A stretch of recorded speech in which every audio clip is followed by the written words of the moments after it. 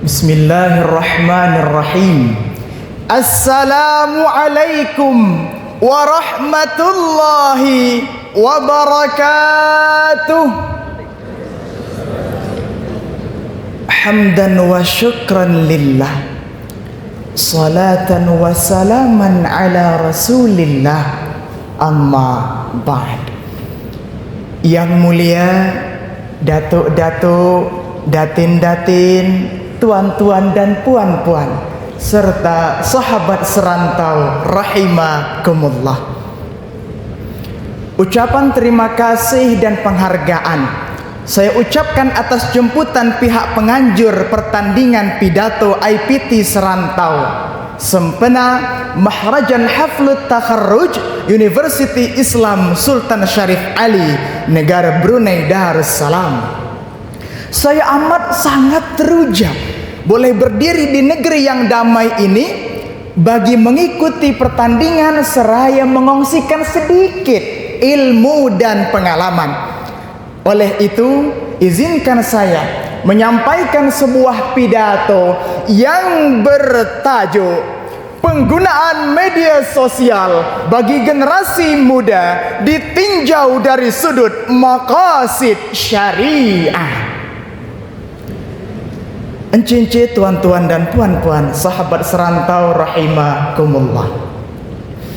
Menurut data dari Badan Pusat Statistik Indonesia pada Agustus 2023 menunjukkan bahwa 74 juta lebih atau 28% dari seluruh masyarakat Indonesia merupakan pengguna media sosial, yang majoritinya adalah kalangan muda, generasi muda.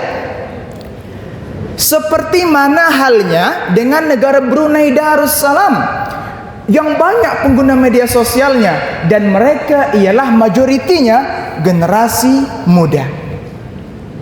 Melihat data penduduk yang banyak, pengguna media sosial yang banyak, maka kita perlu mengambil peranan dalam mengawal selia penggunaan media sosial dan generasi muda kita. Sebab apa? Ketika ini banyak kes-kes jenayah berpunca dari media sosial. Betul? Betul. Kita mestinya khawatir kalau hal ini kita biarkan terus-menerus. Bagaimana nasib generasi muda kita di masa hadapan? Bagaimana nasib pembangunan bangsa dan negara yang mampan yang telah kita rencanakan sejak dahulu hingga zaman berzaman? Semua boleh rusak hanya kerana media sosial. Oleh itu, kita perlu mengambil kira prinsip maqasid syariah dalam menggunakan media sosial. Seperti yang telah kita ketahui, ada 5 perkara: menjaga agama, jiwa, harta, keturunan, dan akal. Salah satunya hifdzul akal. Semestinya kalau kita menggunakan media sosial dari sudut hifdzul akal, harusnya media sosial kita itu menjadi ladang dakwah, ladang amal, ladang pahala. Bagaimana caranya hadirin sekalian? Sebenarnya ada banyak, tapi kita bahas 2 saja. Masa kita yang tak banyak. Apa dia? Yang pertama, perbanyaklah membaca, belajar, dan bersoal jawab. Allah berfirman dalam Al-Quran surah Al-Alaq ayat 1, A'udzubillahi minasyaitonirrajim, Bismillahirrahmanirrahim. Iqra bismi rabbikal ladzi khalaq.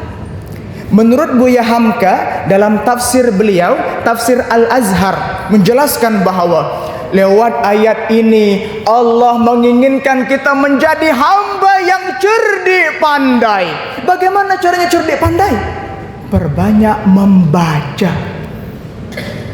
Baik itu membaca yang tersurat maupun yang tersirat.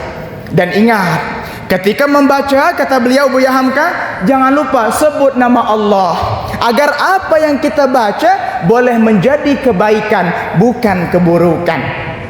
Dengan itu kita boleh bijaksana dalam menapis berbagai informasi yang ada. Yang benar kita ambil, Yang salah kita baiki, yang kurang kita tambah, yang menyimpang kita luruskan.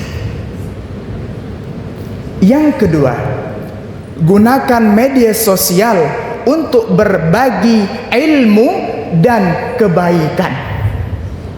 Terkadang kejahatan terjadi karena orang baik diam dan tak peduli. Bahasa Nabi, mereka itu ialah syaitanu akhras, syaitan yang bisu, kata Nabi.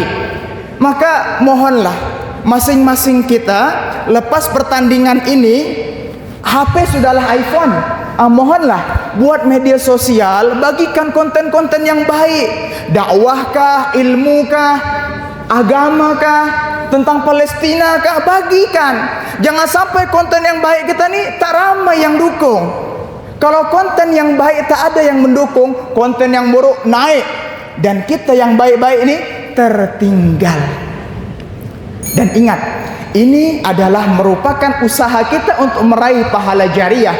Kata Rasulullah, man dalla ala khairin falahu mithlu ajri fa'ilihi. Rahul Bukhari fil Adabil Mufrad. Sesiapa yang mengajarkan kepada kebaikan, maka ia memperoleh pahala seperti mana orang yang mengajarkan. Encik-encik, tuan-tuan dan puan-puan rahimakumullah, semoga Allah membantu kita untuk menggunakan media sosial demi kemajuan agama, membangun jiwa, percambahan akal budi manusia, dan mendukung pembangunan mampan yang telah kita rencanakan sejak dahulu. Demikian pidato yang boleh saya sampaikan. Terima kasih atas segala perhatian dan mohon maaf atas segala kesilapan. Wabillahi taufiq wal hidayah. Wassalamualaikum warahmatullahi wabarakatuh.